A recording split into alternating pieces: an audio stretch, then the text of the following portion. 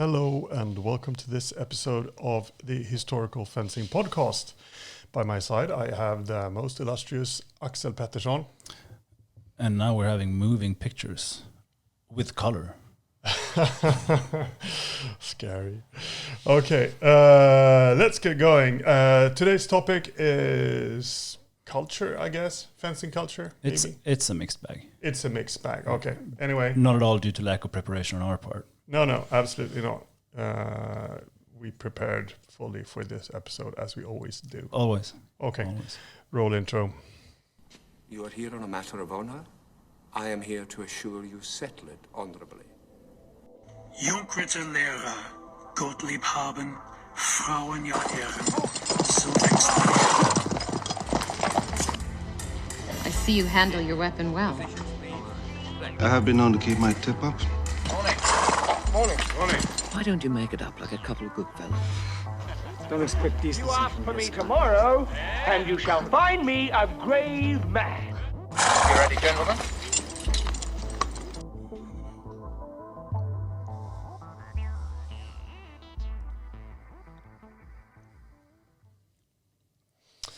All right, Axel. How did that feel, that win? It felt good. Okay. But you hurt me a little bit on my head. Yeah. For you who are just listening, we were just doing a little bit of finger fencing. That came out way wrong. It didn't feel right saying it. Moving on. You poked me though, and I mean, of course, bruises and injuries are completely unacceptable. Yeah. For contact fighting with steel weapons. That actually reminds me of toothpick fencing. Have you done this? I've spoken about this before. Yes, you have spoken about it many times, but please Yeah, it's because I'm the undisputed champion of toothpick fencing. tell us the story. Yeah, it started a completely sober night out when you get these little sabers in drinks with an olive on them. So we picked those up and started fencing, and then we came up with the rules. Basically, they're like arm wrestling. You can't lift your elbow off the table, and it's to the first blood. So you're trying to prick the other person with the little plastic saber. And I think I have a record of 3 or 4-0. Yes, I'm. Mighty impressive. And that's to first blood as well, if I remember correctly. Yeah, it's the first blood. So Pretty hardcore. yeah, you need to go for the, what do they call them in English? Nagelband in Swedish. I don't know. It's the juggler of the thumb. Yeah, it's exactly, it's the juggler of the thumb. Yeah, no gloves allowed. All right. So that actually is that's a funny segue, I guess, into culture, because HEMA started out as a blood sport. That's what we established. exactly, or maybe that we always used to experiment in HEMA, Correct. and historical fencing. So experiment with various ways of doing HEMA, including cocktail sabers, which has been a strength. That's how we're moving forward, by not accepting that there's a single way of doing it, a single way of training, a single way of competing, a single way of, I guess, anything. Yeah. I mean, in the beginning, there were so many parameters that were either unknown or known but not implemented. Like, we knew we needed good gloves in order to do certain things, but we didn't have them.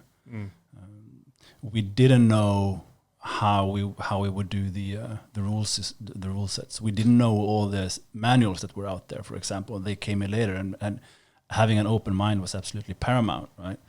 I think that the community did a pretty good job of that. But at the same time, we always had this, in general, there was always this, like, not unspoken, but like unquestioned drive for kind of singularity. Like, it was just assumed we were going to grow into a big mainstream martial art or a big mainstream sport. And we never questioned, we only questioned the how, not the why. Yeah. I mean, and we went far with that. We did Excel sheet HEMA a lot with Swordfish, and we had the live stream, and we had very structured organization, and we there was a value in and of itself of how many people attended, for example. Like, we never questioned that as anything negative in the beginning. No. On the other hand, like, it's not still Swordfish or any of those events. They're not really big events compared to other sports. They're still very small. They're still very small. I think it was for many, the reason why it was always seen so positive to become more and more structured and to grow in numbers was because it was a nice measurement of how we were progressing. How many more practitioners do we have? How many more resources do we have? How good are we at doing things? And if you increase that every year, it was pretty exhilarating. I mean, to pull off the first live stream, to feed breakfast to 300 people every morning at Swordfish and stuff like that. Personally, you did that every morning at Swordfish. Yeah, sure. I did that the first few years, and then I like tried to get out of that. And I landed in managing the tournaments. You're the breakfast guy. I was the pub guy for a lot of times with Scott Hellroth until we became so organized that we were deemed unfit for that duty. Yeah, I know, because you put everything on my tab. We put it on Anders Linnert's tab a lot of times and tried to sort that out. I also actually raided the Swordfish breakfast early in the morning. Me and Jonathan Wilkins, after 3 days of fighting or 2 days of fighting and maybe a beer or two and some sauna, we decided, we had this argument about reenactment versus HEMA, and we thought, like, where can we meet? And Jonathan and I proposed that we would on the spot reenact the raid on Lindisfarne. Oh. So we ran up from the sauna and into the kitchen of Swordfish, nude, because we came from the sauna. But there were weapons. Because the Vikings were nude at Lindisfarne. Everyone knows that. The Vikings were probably nude at Lindisfarne. I mean, they were free spirits, man. And we ran in, and there were two beginners, very new guys, standing there, and we just rushed past them, opening the fridge and started looking for food to eat. Thinking we were reenacting. We were in the zone. Yeah. And they were trying to stop us. And Jonathan looks at them and says, "Do you know, you guys, who that is? That's the big champion, Axel Pettersson. He is like, he's your main instructor, so you should worship him as a god." And he looked at me, and all they saw was my butt sticking out from the fridge. And he go like, "Oh, ham." And okay, I'm just going to say that there are also hygiene factors to take into account into this. Just eat your vitamin D. Well, I mean, that all those kind of hilarious stuff we pulled off in the beginning were possible because we weren't so organized. We were still just messing around, right? Yeah. There was a lot of space for being an idiot, which made it also fun. It was familiar, and we wanted to grow. But even when we had a big international event, every international visitor was basically a friend. Yeah, that you've known for some while. We weren't that big. And as we kept on growing, like that kind of stuff just got weeded out, right? Because now we have to present. Yeah. Now we're a official sport in Sweden. You can't run naked into the kitchen anymore. It's just, you just have to let that go. Yeah. So and I was absolutely in favor of growing HEMA. I'm still in favor of growing HEMA, of course. In the early days of historical fencing, what I used to say was that we're going to be bigger than karate. And at the time, when there were just like 10 idiots in clubs of 10, talking to each other online and just trying to figure out stuff, that seemed very unlikely, to say the least. I personally knew almost every major instructor on the planet at the time. I mean, we spoke regularly, and the forums were a big thing. So that's that was sort of a natural goal to strive for. Why are we doing this? We're trying to make these arts come alive. How do we make them come alive when there's so few of us? Well, we want to be more. We want to attract more people, and also we did attract a lot more people.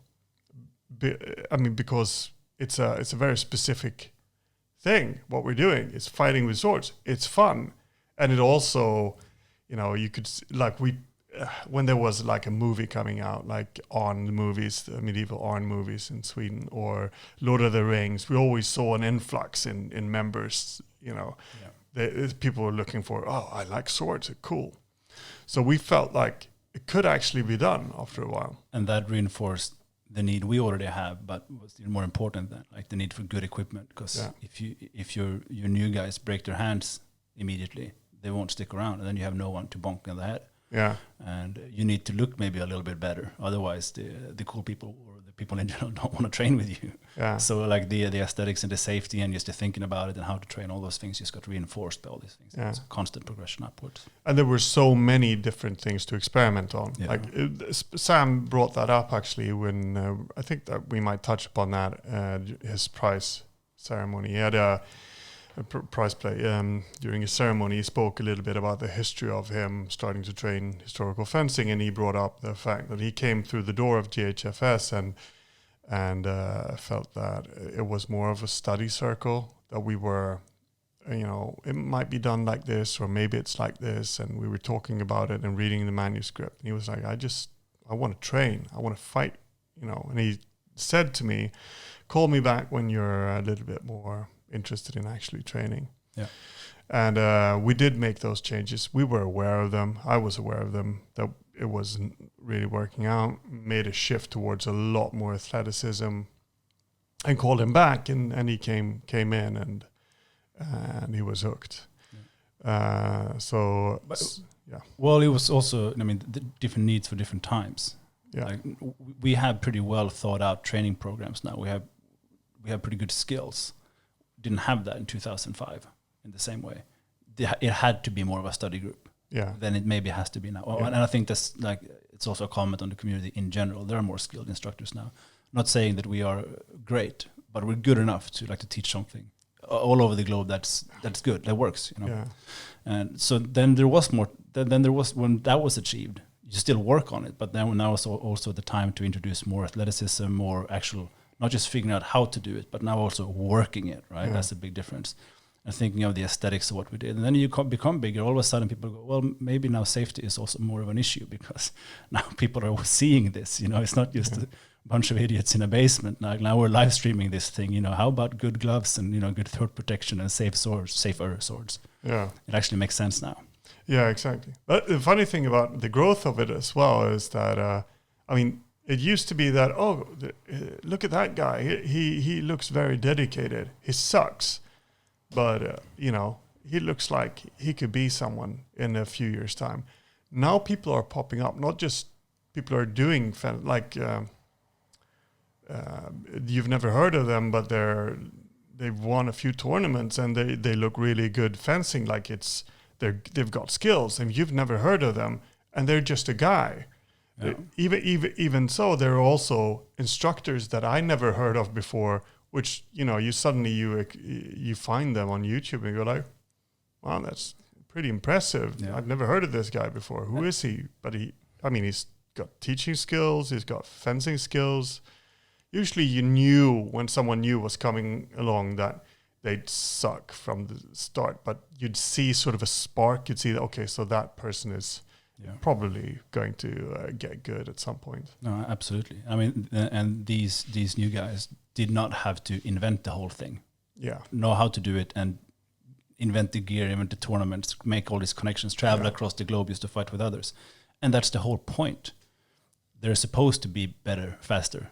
That's the whole idea, right? That's the idea of progression. And can you do this in a better way, faster? And we are really achieving that. Yeah. But it doesn't, because of COVID, it's been hard to maintain that push forward, hasn't it? Maybe even before, just to quickly touch on that, even in 2016, I was definitely having the feeling that Swordfish, for example, was running a little bit on an empty tank. We were doing the same thing over and over again. It was hard to maintain the same level of professionalism, energy, and allocate all those resources within the club, because people are pretty worn out of doing it. It's a huge job, and we were all doing it pro bono. Yeah. It was one thing 2009, you were so enthusiastic just about the fact you were pulling it off at all. Fast forward 6 years and it's this is a lot of effort I'm putting in. I have a life outside of this. Yeah. It's also, that whole fake it until you make it thing, it's hard to keep up those appearances because you've got 40, 50, 60 people working all throughout the year and very intensely over at least a week or two before and after Swordfish.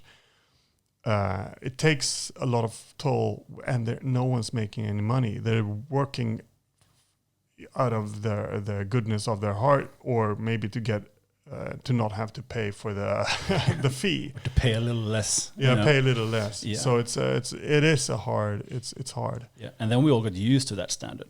I mean, people who never organized. So now I'll bitch a little bit, but people who never organized big events, and who know that we're doing that from enthusiasm and the goodness of our heart, thinking that we should give this to the community, then bitch and moan that is not a super professional event at all the time.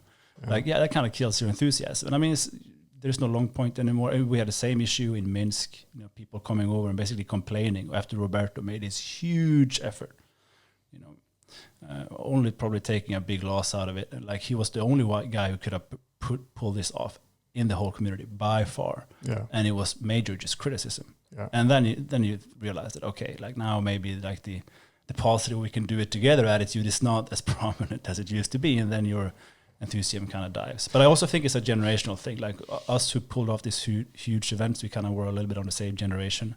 And when you put in enough years, you also have other things going on in your life. And Kids, you have other work. Focus, career, and you have your focus start to shift. And then if you don't have a new generation of equally enthusiastic and committed people coming up, it can be hard to maintain this unless you can do it professionally. Yeah. And it's going to be hard to find people who are just as enthusiastic and committed, because they didn't start out where we started out, so they didn't have the same maybe international network and the same they haven't dived as deep into the actual HEMA culture to the core of it. They love fencing as much as anyone, but they're doing it locally. They don't see or care as much about the bigger picture as us old-timers who were there from the start. And that's perfectly fair. But then you're not going to see necessarily a continuation of these huge carrier ship events, these huge ones. Well, I think that they're going to continue, but they're going to be complemented more and more with other stuff. But I wanted to touch upon something else as well regarding this, because the early days of the community, it was just the study groups, and that was a necessary approach, and everyone had to sit down and think, well, what is a Krumpa? What is a Zona? What is how does Fiore fit into the Kunstfechten, and all of these things, and just find new stuff, find new manuscript. All of that had to be done. And no one was the expert. No one was the master. These were dead lineages that we were reviving. So who was to say that this was like that and that was like that? You couldn't. And that attracted a certain type of people, maybe a little bit more, anarchistic in their approach to things. And it meant that a lot of it was personal relationships between people. But once that grows and you have this open approach that you're talking to everyone all over the internet, because that's what you did when it was just 10 groups with 10 people. And then all of a sudden there are thousands of groups with maybe hundreds of people in them, or at least, 60, 70, it's tens of thousands, maybe 100,000 practitioners out there, and also people who are not even practicing historical fencing, but they're sort of into it anyway. They're just, they're in the community somehow. Yeah. Well, I mean, it's easy to access now because of social media. Exactly. You would never find those obscure sword nerd forums otherwise, but now it's pretty easy to get to. And then it's that sort of democratic, or very open and very sort of all of the people are always available to everyone else. That approach doesn't work anymore, because it leaves you open to, just slander, attacks, or whatever. That there are these people out there who are very poorly socialized, who will basically say anything to get a little bit of attention, and you can't hold them responsible. You don't even know who they are. So I think that has caused a fractioned community. I agree, and it's also natural. I mean, fractals is what the universe does, right? So it's not so strange. You're going philosophical on this. Always. Well, I a little bit actually, because I haven't really thought about it in that way, but before, because I've thought a lot about the development of the historical fencing community and why things happen. I mean, it is fascinating just from a sociological standpoint. Sometimes I thought about doing a PhD for HEMA, but about like the sociology about it, not necessarily about some obscure manuscript somewhere, because it's fascinating. But you can frame it in a way of a collision of personality types, because you have the starters who, not of course never always, but it was a big group of academically minded, maybe anarchistically minded people who did not have a strong competitive mindset very often, or a poorly developed one, unfortunately, where they hated tournaments but were instead super competitive in kind of like an underhanded way, like when you were sparring or something. Like, it's underdeveloped, right? But they do all the necessary academic work, and then as it gets more attractive and we started having tournaments, again, maybe as we talked before, to bring the community together, to push our development of skills, but also because of the fact that once you have enough good instructors, people don't have to travel across the world to learn how to do a specific technique. Their instructor can probably teach it relatively well, or someone closer. So then they are only interested in going if there are tournaments, right? Because they don't really feel like they need to take the classes. Maybe they should, but you know what I mean. So then you get a new type of personality coming in, and that's the combatant. People who are enjoying, or at least like well developed in their competitive sense. They know how to do it, they enjoy it, they can apply it. And of course, many who enjoy it but don't know how to apply it, the kind of negative stereotype of the sporting type. And some people develop that along the way. I don't know if you played much sport as a kid, but you definitely have a well-developed sporting mindset of what it's used for and what it's how you can apply it and how to behave during it. And I think there are many people like that too. And now, thirdly, you have maybe what you talk about because of social media and the accessibility of the historical fencing to the world at large. Now you have a third group of people coming in who maybe are these poorly socialized people who don't even have to express skill and maybe have a little destructive mindset in the beginning. I hate to say it, but I mean, we see it a lot, not only in historical fencing, but in the world in general. So now you have a huge variety of personality types as well, all kind of competing for how to define what we do. Yeah. And that was less visible in the beginning, even though it was there for sure. But I think it's an interesting thing to see, and maybe this is true for any like sort of movement for mankind. I'm not sure. And that's why I feel like in our culture, they're also invited to take part and define things. And who are you to say that I have to post fencing in order to have an opinion that matters? You know, who are you to say that? Yeah, I might be out of shape and I've only spent 3 weeks doing this and I showed up for class once, maybe, you know, but I'm very active online. Who are you to say that my opinion doesn't matter? But you don't see like Dana White sitting there going on in the YouTube comments, shut up, you're wrong. No. I think I've figured out a great way of coming back to small local events. So let me ride this one and see if I can do it. Okay, wait for a segue. Yeah, this is going to be pretty beautiful, I think. Okay. I'm psyching up the audience. Well, there's great benefit to having all this kind of different kind of people meeting, right? You get a synergy effect of it, but it can also be negative if there's no structure around it. And what people need then, if they're in, like arenas to meet, at the same time, you also need your safe space, you know, where you can be talking to people who are like you and actually do constructive things instead of butting heads all the time. You also need a place where you can, if you're a Fiore nerd, you only talk with other Fiore nerds. You don't have nerds. Have someone come in from the outside and talk. If you hate sporting HEMA, you shouldn't have to be harassed by a jock every day if you don't want to talk about it, or if you don't want to go to those events and feel like I'm not competing, therefore I suck. There should be places for you where you just go and do the academic or technical instruction. Like, you need those safe spaces. Now, we still want to interact with each other, right? And there's one thing that always overrides ideology and views and experiences, and that's genuine friendship. And because that's what happened in the beginning. We were, acquaintance or friends with everyone, even if we only did it online. That's what bound us together. Now historical fencing is too big for that. And the best way of maintaining this absolute best way of building anything, real friendship, regardless of who you are, what you think, what your beliefs are, what you look like, is real friendship, and that can almost only be built locally. We don't have the opportunity to do that internationally anymore. We're simply too many of us. You and I are blessed having many international friends because we built those connections before HEMA became so big that made it almost impossible. And because of COVID, you can't travel as much anymore.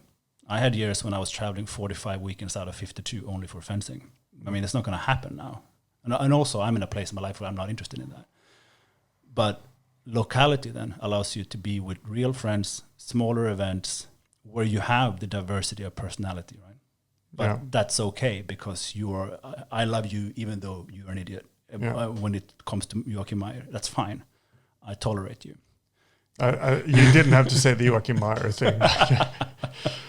Just as an example, but it was a slow clap for that segue, though. I mean, it was beautiful. I went on a tangent a little bit, but we want to come back to the usefulness of small local events, not only because of COVID, and who knows how travel is going to be in the future, and who knows how many big international events we're going to have. I mean, because they're harder and harder to pull off, it seems like, and most likely the big events will still be kind of regional, like a big Moscow tournament in Russia. It's a huge event, but it's absolute majority Russian. It's not as international as many events were 5-6 years earlier.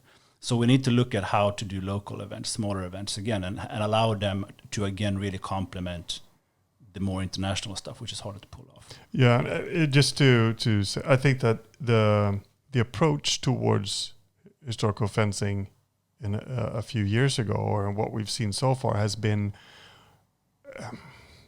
what you call Excel HEMA.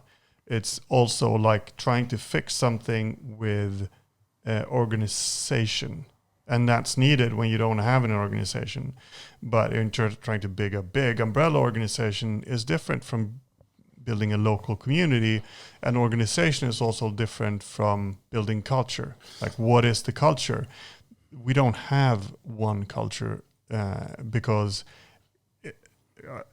even if it's a big sort of umbrella culture, it always starts locally. You can't start with building a big organization and then sort of expect everyone, or a big community online, and then expect everyone to have a sense of that community or a sense of common culture, because it's not. And that brings me to a point that I wanted to make, which has to do with what fencing culture is, because it is the historical fencing culture of dueling and whatever, a sense of honor, or whatever all of those things are, which I've spoken a lot about over the years, all of that. And it's also about athleticism and training and being physical, and all of those things are also part of the culture. But what we're talking about here is more of the food and wine and hanging out and having a good time and all of that, which is really the bond between humans. Just to check though, we don't think this simply because we're at that stage. We need to make sure of that. No, I think that's why. No, I think it's a conclusion. It's also a natural progression after COVID. Yeah. But I mean, of course, we're drawing upon our own, experiences. Yeah. That's just natural. Yeah. Well, I can give you a great example. Roberto Gotti and his guys have a tournament system where the fences judge each other. That's always been promoted as it's cheap and it's a viable thing to do, and people. But then the criticism is always like, well, you can't trust the judges to do that because they're also fencers, so there would be a competitive attitude. Like they will be influencing the judging, basically. Like, yeah, I could see that at Minsk, it wouldn't have worked, but locally, with what they're doing with Roberto's club and his network, they can check each other because they spend time together. They're friends with each other, and if one of them starts to judge to his own advantage, or clearly stepping out of line and not following the honor system they have set up, like he's going to be in trouble within that group. Like he will be judged by his peers. Yeah. So it works for them. That's a great example of how you can pull it off locally. Whereas I've seen in other circumstances, a lot because I've traveled so much, people locally who would have had the possibility to do it like that, and also, gain benefits of camaraderie and personal growth completely outside of fencing, have looked at Swordfish and other big events and seeing, we need to be super professional. We need to say, halt, break, time, or Excel sheet stuff in order to be real HEMA, which also opens up for a bunch of sometimes poor behavior because you assume that the system will handle it in a way. And then they try to be very big where they could have solved everything on a human person-to-person basis. Yeah. And to be honest, and because we just had a fantastic event, Solstinget, which was the sunstroke. Yeah, I mean, Solstinget is traditional stupid HEMA names. I tried to lobby for removing swordfish because I felt it was so stupid. Yeah, but it was a brand. Yeah, it was. No, I mean, so Solstinget was a midsummer event, summer solstice event, in a barn to about an hour and a half outside of Gothenburg, by a lake. Just 2 handfuls of people, and we did a lot of different things. But I think the main thing which made it great was the connection between the people. Yeah. We were drinking wine or beer, and Florence made great food, and went to the lake. It was very warm, so we went to the lake to swim, and we're running 15 minutes late. Yeah, who cares? It doesn't really matter. We need this right now. Let's go do that. And it's just a fantastic event. Everyone I think said, like, this is the best event I've been to. Like, okay, so we gathered like a dozen of people. Yeah, I did, but I said it because I didn't say it first, but since a lot of other people said it, I felt that I could say it as well as one of the organizers, which was almost half of the people there. So. But I mean, it was just a good time after a year of pandemic and years of, just online bitching and complaining and big events which are hard to organize and always cause stress because and it's human, every time someone is under stress, they're going to react, fall back. Not everyone is going to be like this calm sort of type that, you're going to see the worst of people when you organize big events. But like you say, like small groups with personal relationships, you're there for each other. It's not like, okay, so talk to that person because he's got that role. He's the you're putting on the mask. Yeah, exactly. Yeah, it's not a facade. It's you and me. I really enjoyed it because all the events I've been to in the last years and years has been working to teach or organizing or competing. Yeah. Either way, it's pretty high stakes, and you can relax. I mean, sometimes it's a lot of fun, but this was just only enjoyment, and it kind of also brought back energy. Then I really wanted to do it, and I think we achieved a nice mix of being very relaxed and old school in that sense, but we did a lot of new things. We did a lot of new things as well. Yeah, the prize play, the archery class, the group fights, the meet and greet sparring stuff. Like it was, we were able to implement a whole bunch of new things. So it's not just about the return to old HEMA. But it's about finding a nice venue to still go on and try and push and try to do new things. Yeah, but with a lot of enjoyment in it. Yeah, exactly. So I mean the big events are not going to go away, but they're probably going to be maybe not the focus. And also, here's the thing: like we've spoken about this before with when Sean Chandler was here and talked to us, for example, that having local tournaments and various local cultures and different groups are doing slightly different things. That was the norm because Meyer didn't have access to Facebook. Drinking beer, singing songs, and bashing each other on the head is... Yeah, the drinking beer part is funny because that's actually a recurring theme for ceremonies in the guild system. Well, the beer as a drink has highly ritualized. Yeah. Has a very ritualized, almost religious status in that part of the world. So it makes sense, that it actually... We could that's almost a topic for a different podcast. But we'll bring in Chandler for that again. Yeah, but it actually goes back to a long way with Way these back. beer rituals. Yeah. So yeah. Maybe we should talk a bit about what the things that we did. You mentioned the prize play and the archery and the melee and stuff like that, which aren't. Yeah, sure. I'll talk about the archery and the melee, and you can talk about the prize play after that a little bit. So we had Casper Anderson, who's also been on the show before. We had him up. I sold it to him by saying, "You can come and drink as much beer as you want. You just need to, show people how to shoot a bow." And he fell for that. So he did an archery class. You're selling him off as an alcoholic, by the way. I don't think that he is, but maybe it was. He's Danish, I don't know where the line is drawn exactly for that culture. We need to be sensitive on that. Yeah. What after that? We brought a bunch of bows, and Casper did a great class on it, and so everyone was who hadn't shot before were a bit familiar with it. And then we had also set up melee equipment. So we were like 6 people on each side, something like that. And we had nylon gear, or we had nylon weapons because it's so chaotic.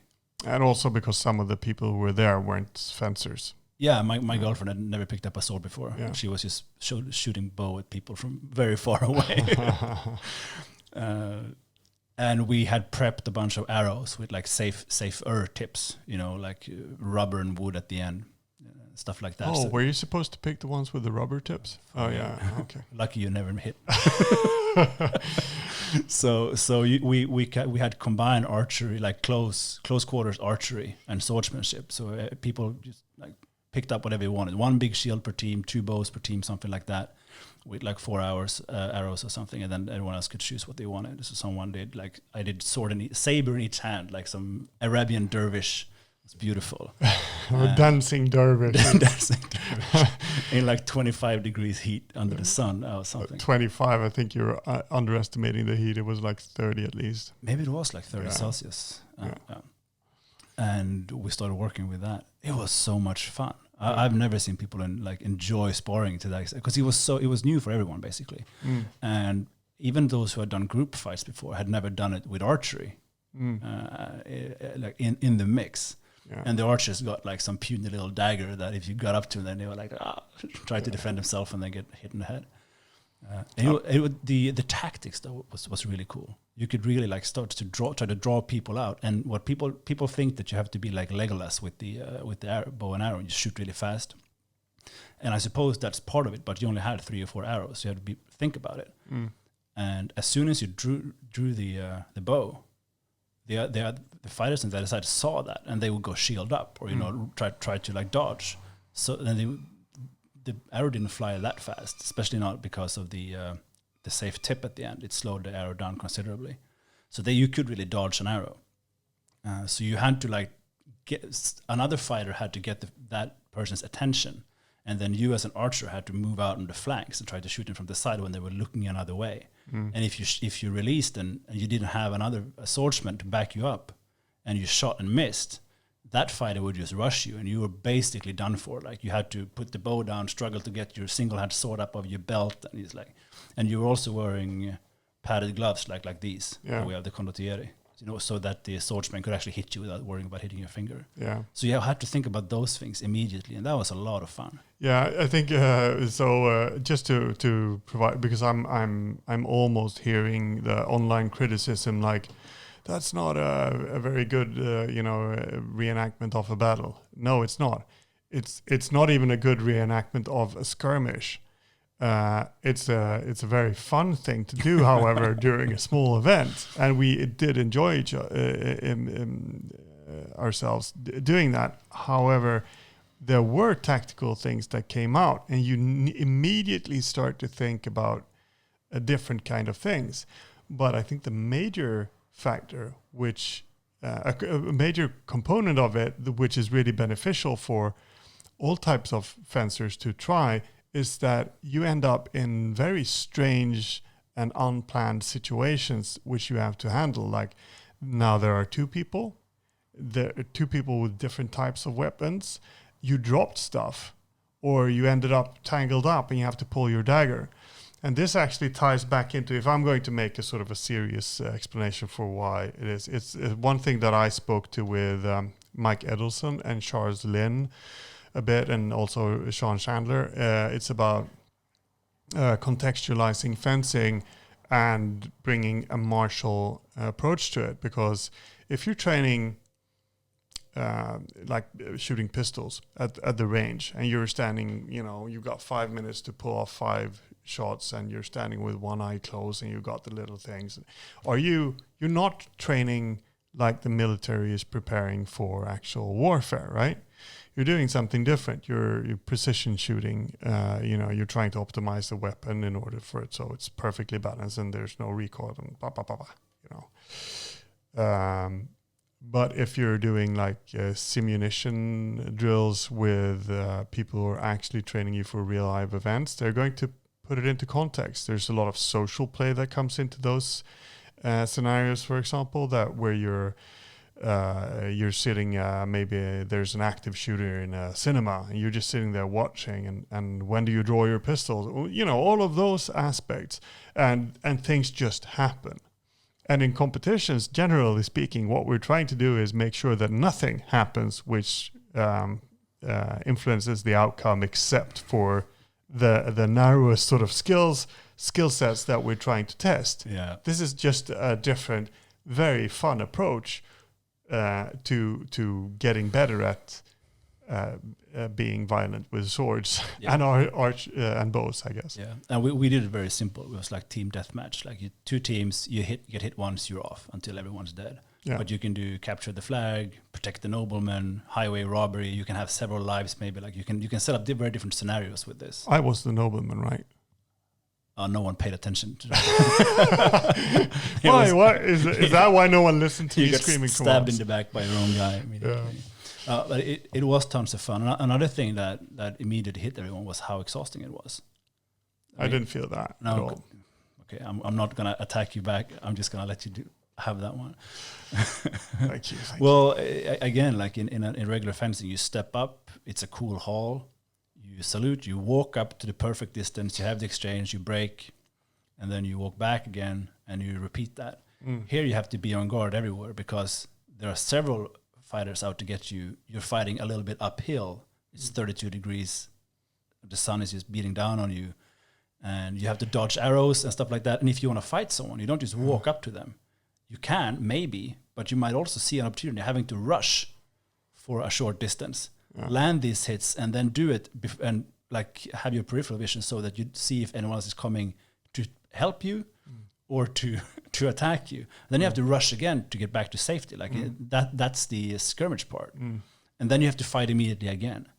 People were really exhausted, and every bout was like 5 minutes long before everyone was dead, something like that. It wasn't very long. No, but people were tired. Yeah.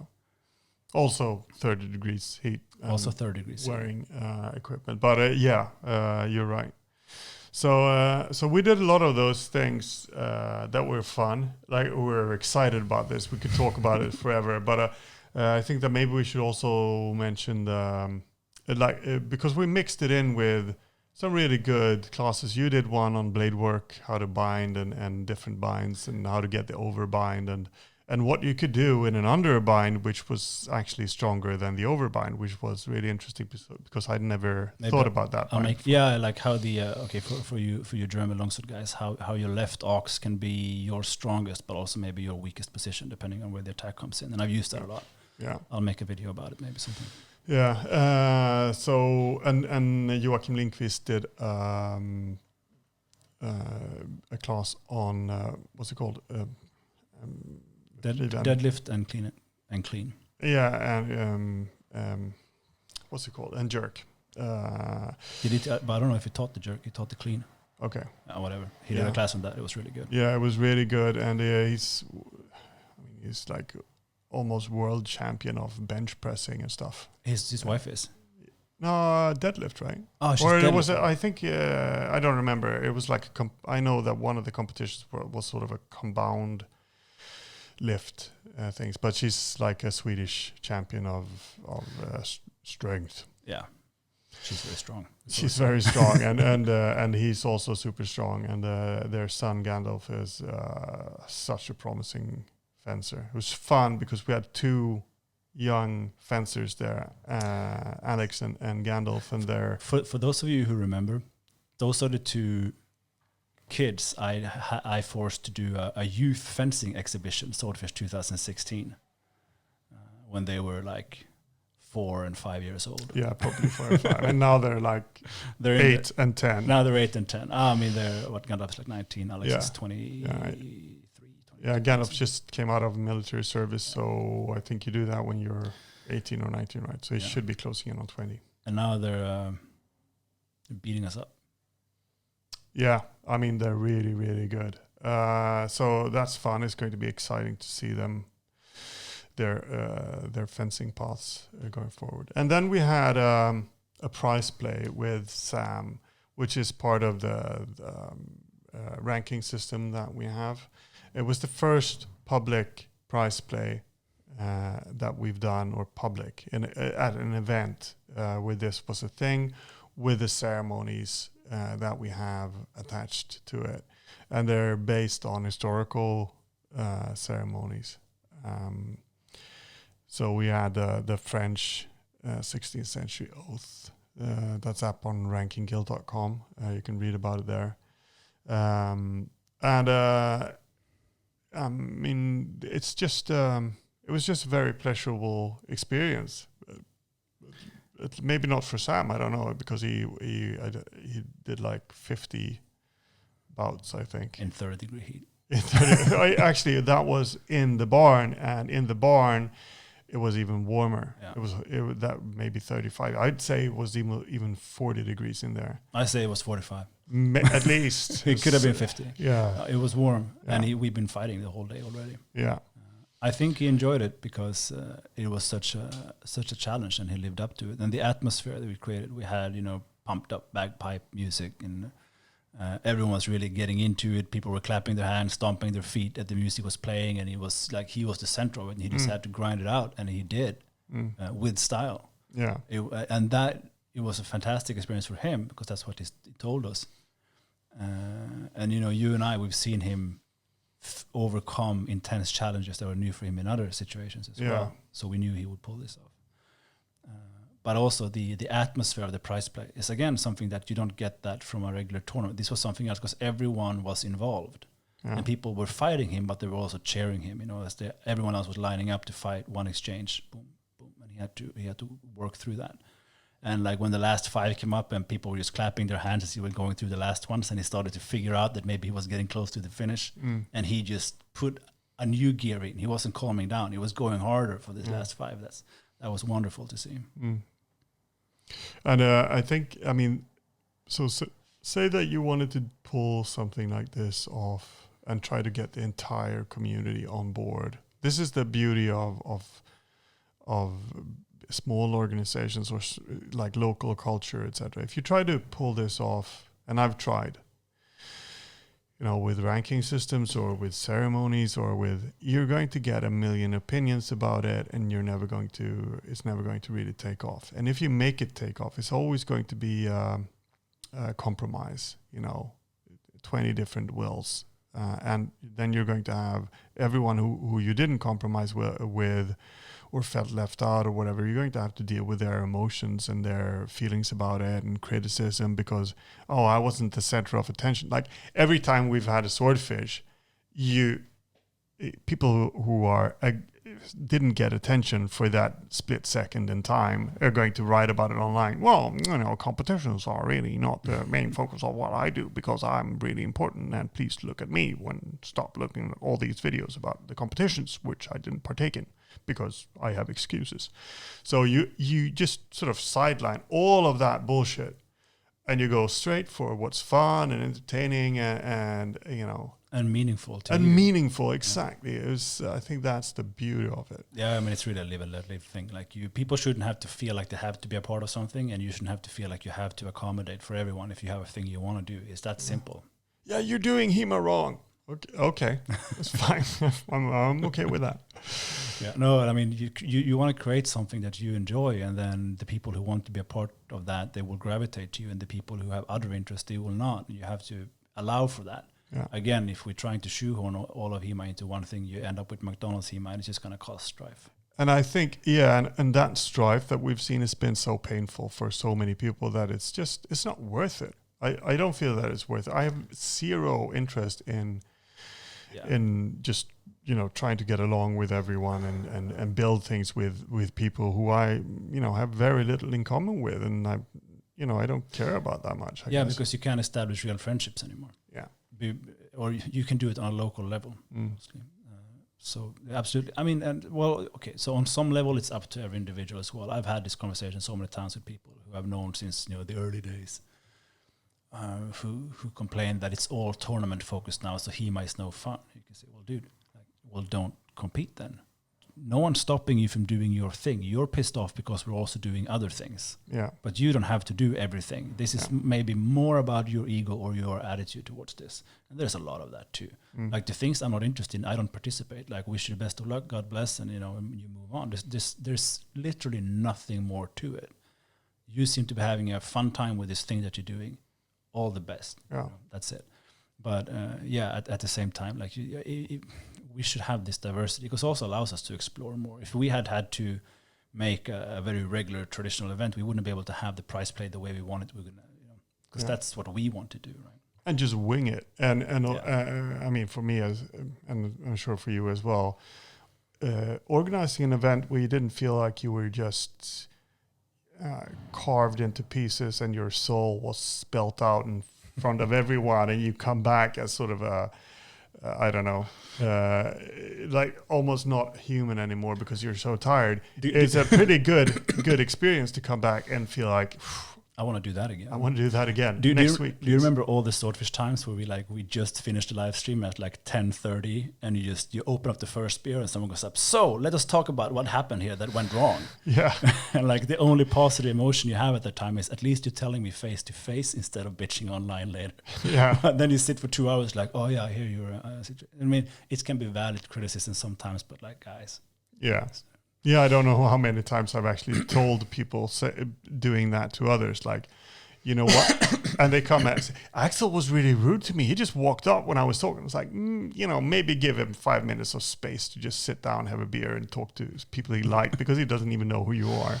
Do you remember when we used to... that came out wrong because it felt like we were like this sort of aristocrats. But that wasn't the case. It's just that when you're so exhausted, you do get a very short temper. Like, you get annoyed because it's just too much. Yeah, I mean, even if you manage to shut it off, it's like, that's like, would you want to have this done to you? Yeah. No, then don't do it then to others. Like, just wait. Yeah. Just wait a little bit. Yeah, it's like you're building a huge thing. Like you're putting stones, you're building a wall for your house, and someone's standing on the sidelines and going like, you know what? That's not straight. You missed the spot. not that I've ever built the house myself. However, I do want to comment on yours. Yeah, exactly. No, but I mean, this is minute compared to all the positive experience and the feedback you get. Sure, absolutely. But it's fun to joke about now in retrospect. Yeah, and so that's we were sort of clinging on to culture, I guess. Here, well, we are talking about culture, and we tend to end up there all the time. We tend to philosophize about stuff. I guess culture is a nice catchphrase for it. Yeah, and there are other aspects of culture which are important. I mean, yeah, like you say, we always end up there, and regardless if it's athleticism or whatever it is. So a few of the things that I wanted to sort of tie into this is that for me, historical fencing is more about the community and also living a good life with, for me, like the values that I have and I carry with me, so I can draw experiences from historical fencing in a meaningful way for me, whether it's testing myself or being with friends, and it becomes sort of it becomes a package for me. And I think that the mistake that I've made is trying to show everyone oh, look at this, and then get a little bit annoyed when people go, I don't want to do it like that, or maybe because they don't phrase it as politely as that, they phrase it as an attack, and this is just a way of sidestepping all of that drama and just go to what's fun. But there are also other things that maybe as a community we need to solve. You had an incident with an injury the other day. Yeah, it was yesterday, actually. Yesterday, yeah. Okay. It was the classic, someone tries to do a left Sverhau and strikes too far back on the head as you're slowly turning. Yeah. And it was the first time I got hit just like a bell straight across the neck. It's never happened to me before in my life. Right. And I got this electric pulse just going through my body and I fell down. Yeah. I immediately didn't notice that I was okay. That it was fine. So then you, of course, you just make sure, take your mask off. Make sure the guy who hit you knows that you're okay because he's panicking, of course. Because I shouted. I not to brag, it's just not my instinct. I don't shout when I get hit that often. Only when someone hits me really hard on the ass or on the inside of the thigh, because that hurts like a... I just cry. I just cry silently. But I made sure he knew I was fine. Yeah. But you know it was pretty scary experience, and we've seen some really scary injuries throughout the years, and they're always equipment failures, right? Basically, because if you get really bruised up by getting a hard hit on your arm or your thigh or something, you know, or you get bruised by someone thrusting you in your fat belly, that's fine. That's just, you know, eat it because it's not dangerous. But the times we've seen danger is, you know, a blade breaks, goes through the jacket, like what happened to our friend. Yeah. Or he was wearing a t-shirt at the time, but still that was really scary. Or a blade going through the fencing mask, which has happened to a friend of ours, and it stopped just a few centimeters. Or I mean, there's stuff like that, right? And I guess we should talk about what we need there and how we should fence in general, because I can't say that my student was doing anything wrong, really. Yeah. It was just one of those things. It just happened. Yeah. And you can say that, yeah, okay, maybe he should have been able to hold the attack, but we were going at it hard. I've been beating up on him. He was beating up me. We were loving it, having a great time. And then this thing just happened. Yeah, I think, I mean, there are two aspects to this, or probably more, but two things that I think about. And one is the cultural thing, and the other is the equipment thing. And it's always about equipment failure, but equipment is going to fail. Like what we're doing, it's you're hitting each other with swords, and freak accidents are going to happen once you do it often enough. And the other aspect is the culture of it. Like, how hard are you going with whom? That is culture. And it's like in anything, like if you step into a boxing gym and one of the people who've been training for a very long time starts just sparring and wailing at you and just punching you out, that would be poor culture. So there are, in martial arts that are mature, there are ways of understanding who you're sparring with, and that this is training time, so you're not going full force, and you can adapt to, maybe you put a what do you call, like a helmet on for boxing or for MMA, or, you know, all of these things that you wouldn't go full speed or full force in training like you would in a MMA match. Yeah, like, yeah, and you need to be able to have that communication. Yeah. I mean, the instructor sets the tone of the culture of the class, and if you have someone who fights with abandon, that person needs to be checked. Yeah, because either they don't know that they're dangerous, they haven't understood what it's about, or they are like, they're dangerous people, maybe shouldn't be in the club at all. You need to figure that out. Yeah. Because people should have the instinct of not hurting each other. Yeah. So, and you also need to communicate during your sparring. This is not about the equipment. This is about how hard and fast you want to go. How many risks are you willing to take? Because you're gonna have to take a risk if you want to fight with swords. Yeah. That's kind of part of it. You can't. I mean, there's a big difference between saying, give me bruises, I'll cry and talk to the instructor, and saying that if someone has fallen down, you need to be able to hold, or like it's exposed, you need to be able to check your sword and hold it so you don't hit them on a very vulnerable spot. Yeah. There is a span between that. Yeah. And people should be able to function there. Yeah. And I mean, and the majority of the times they do. We have remarkably few injuries in historical fencing. Yeah, it's true. But there's also the other things. Now I'm going to play the devil's advocate here, because there's another thing which annoys me is when this is taken too far. It also has to do with the online community, because that's usually where the criticism is presented the most,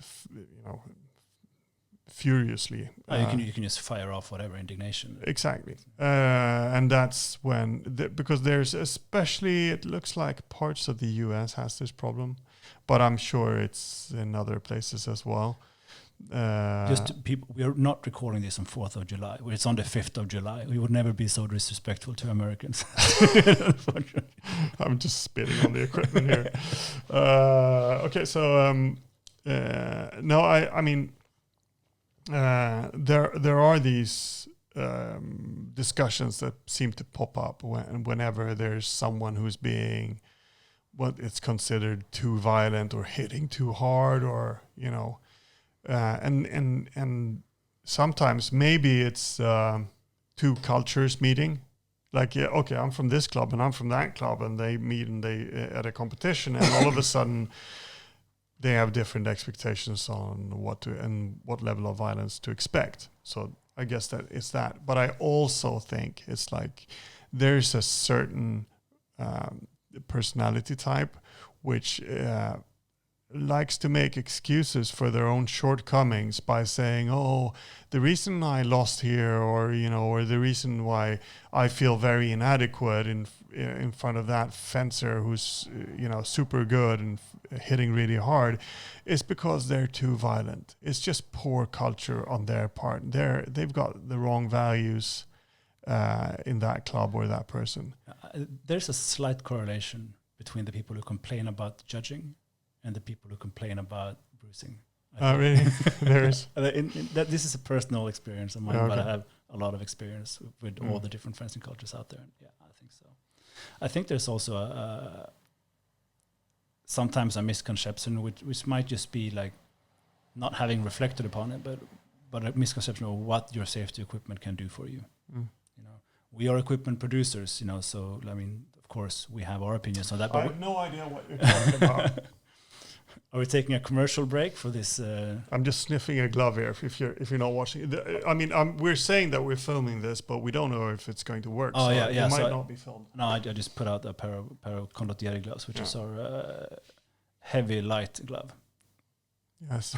Something like that. Smells fantastic. Smells fantastic. You can do gardening with it. Well, you The- can do the archery. condottieri. The condottieri. Your nice smelling gloves for a while, at least. This is our first word from our sponsors. We're sponsoring ourselves. That's sad. To get back on track then. Yes, we are manufacturers, but first and foremost, we are practitioners. Yeah, we're manufacturers because we're practitioners. Yeah, like and there are no gloves out there. What should we do about it? The only time I broke in my own finger in historical fencing, it was when I was trying out one of our prototypes. This is the only way to know. That's dedication. How well it's gonna work, and it didn't work, so we made the changes. It went through human trials with the trials being on axles. That's right. If you count as a human, no Welshmen were harmed in the exactly. So you want to fight with swords, steel, full contact. You want to be able to do it in a relatively comfortable and agile way, so you can't just dress up like a turtle. And even if you did like stuff, there's always going to be a compromise there. There are exposed areas to our equipment, like the throat, like the neck, mainly those two, I suppose I'd say. There can always be freak accidents. A blade can break, and maybe your opponent does not have puncture-resistant 350 Newton stuff. We also have wrestling, like wrestling. We have wrestling. Yeah, you land and hurt yourself. You fall on the blade. Whatever it is, I've seen people step and turn on the mat, and the mat is a little soft, and they twist their ankle. Stuff always happens. But when it comes to the equipment, then, like, you need to understand that, like, they will never protect you 100%. I remember one instance, and this is about our glove, but it could be about any glove. Like, some guy had a thrust from an Ensifer fader go into the glove, and he wasn't hurt because we have puncture-resistant material on the inside. But he said, "Oh, look, I got thrusted by this fader, and the leather broke. This glove is worthless." And the maker of the fader came on and said, "Look, it's a steel fader. You didn't tip it. The glove protected you. it did its job. Yeah. Who was the maker? Jan Hodkiewicz. Okay. He's a good guy. He's a great guy. And his latest faders look pretty good. I was actually thinking yesterday maybe I should. No, who knows? Making purchasing decisions on the podcast. I have one. I have one on the way from Kaino Swords, Marina Dirici's manufacturer. I'm actually doing a review on the Siggy swords fairly soon. None of these guys are sponsoring us. No, none of these guys are sponsoring us. In any way whatsoever. Yeah. But don't worry, Martin. It's going to be a very positive review because I really like the swords. Thank you. Martin, if you send me one, I'll also make a review. Positive one. Otherwise, you can borrow mine and just do a poor review. Copy paste of Anders. I hate this sword because I didn't receive it. Well, the point John was making, I think, was correct. Like your equipment took a beating, but it protected you. Yeah. And sometimes it's like you might break a finger in a glove, you might get bruised from, even if you're wearing a fencing mask. Like, these things happen because there are so many unknown variables, and you're taking that risk every time you step up, and you just have to be comfortable with the risks you're taking, and it's more about awareness and minimizing the really serious stuff, like punctures close to arteries, things like that, blunt trauma to the face, rather than being bruised, or the occasional broken finger, I suppose, also. Yeah, because it's sort of if you're buying equipment and you're using it for years and years and years of practice, and you go to tournaments with it, and at some point it is going to fail. That's just nature of the game. You need to control that your gear is in a shape where it can actually do what it's intended to do. But there are always going to be limitations to it. So as an instructor, if you want to set a good culture, ask your students, like, have you left your fencing mask in the sweaty bag for a month? Maybe you should check the mesh, there might be rust. Yeah. Or how long have you been using that fader for? Because it's going to break at some point. Yeah. Just yesterday when I came to the hall, there were two brand new single-handers handing in the loaner's gear equipment. And I asked Timothy, like, are these loaner gear, or so did someone misplace their personal blades? Because they were completely brand new. And he said, no, the club decided to use these brand new ones as loaner gear because the other loaner gear it was so old, it was looking dangerous. We took them away. It's a great call, and I just thought about that. It was excellent. But with that said, there's definitely improvements you can do to the gear that we have on all levels. What happened to me yesterday, I was wearing a all-star fencing mask cover. I don't think they even make them anymore because there's no money for them in historical fencing. But the back of the neck cover is just some stupid foam. It just gives the illusion of protection. Whereas the spec back of the head protection actually have plastic plates on the back. So I actually immediately went home and ordered one of those. So there are things you can improve, of course, in all things. And not wearing puncture-resistant material, there's no reason why not to. No. And you're nice to your sparring partner. Do you remember back in the days when there was a lot of shinais and stuff where no one had gear? Yeah. I think you said that you knew all the instructors in the world at one point. I knew everyone who had a Gambison. Because there were like 3 guys. So then people come and say, "Oh, don't worry, I'm not worried about injuries. We can fight with steel. I just have these welding gloves and the cup on the outside or whatever they were doing." It's like, no, you're not. I'm worried about it hurting you. Yeah. You're ruining my fencing experience now because I'm super terrified of you just rushing into my point, even though I'm even trying to hit you and impaling yourself or whatever it could be. There's that part as well. But you know what? One of my greatest, I'm going to tie back into what we've talked a bit about here. You know what one of my greatest sort of fencing memories is? Something to do with me. No, it was long. I think you weren't even born at this point. Calling a break. I was maybe 18 years old, and I was at a friend's house, and I was really into this girl. I wanted to. I really liked her, but she had a kid brother, and her dad also collected weapons, and her kid brother had 2 foils. And it was I think it was Lucia or something like that. So it's in the winter, and there was like this snowfall just coming down, and me and her brother went out and just fenced for hours and hours and hours, late into the night. Just without a fencing mask, with just 2 foils. Could have poked an eye after having quite a few beers or wine or something. It was just amazing fun. We just enjoyed ourselves. And I lost the girl, but I gained a love for fencing, I guess.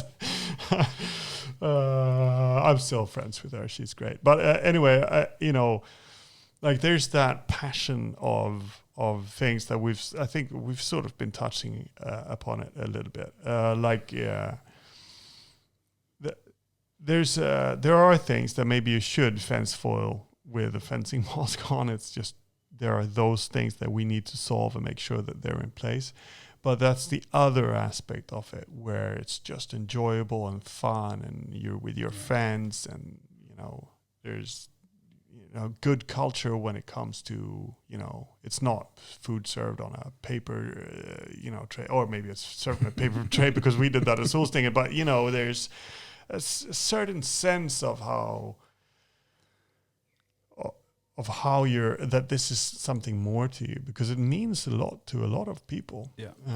So why not express that in how you're doing it, how you're approaching it, and or making it an organizational thing, because it's not just that. Absolutely. The better you get to know each other, the closer the bonds of friendship are, and the understanding of each other's personalities and moods, the more risks you can take when you fence. Yeah. I think it's pretty safe to say we've been pioneers in many ways when it comes to fencing without any gear. I have no idea what you're talking about. And I mean, the whole idea is that but these are people that you trust, that you and that like behave themselves. They're not. They won't just make a stupid move. They are there because they want the experience, and the whole thing is about experiencing that. And I can see the argument for like why fencing without any sort of equipment is dangerous. Like, it depends on who you do it with.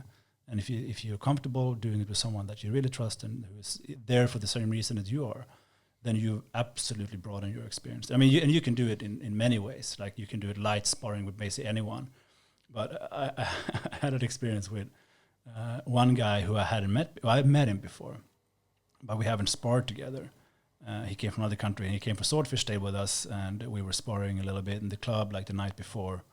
And I had the competition faders there, steel. And I said, well, let's just do some light sparring without gear. And for me, it's like, well, you go through the motions, you never land a hit, and it's just like technical exercise. And the guy was legit trying to hit my hands. He was hand sniping me with steel faders with no gear on, and he thought like that's how you do it, because he could not move from like a competitive mindset into a technical exercise that you do together. Like he mentally just was not ready for it. And in retrospect, I should not have expected him to do that, because I was in an environment where I assumed that everyone knew how to do that stuff, and he was not that. And so maybe that was on me then. But it was a bit surprising actually. Yeah. Whereas with others, we have gone to like rather extreme lengths of fencing with no gear. Yeah. Yeah, there's a difference there. So we're running on an hour and 13 minutes. Should we? Are we done here? Or I have nothing more to say to you. We've again a topic completely covered. Right. Unprepared and completely covered everything about fencing culture. We haven't talked about one thing, but we should do it next time maybe. And that's the debate of continuous fencing versus frequent modus. Oof, yeah. It's going to be rough. It's going to be blood sport, but we'll do it the next time. Okay. Now we have to quit because now my neighbors are renovating. Okay, so that's our cue. Make sure to subscribe to us on YouTube and wherever. You just cut it. People will hate to hear this. All right. Really. Yeah. Take care. Bye. Matter of honor, I am here to assure you settle it honorably. Junkritte Lehrer, Gottlieb haben, Frauen ja Ehren. So extra. I see you handle your weapon well.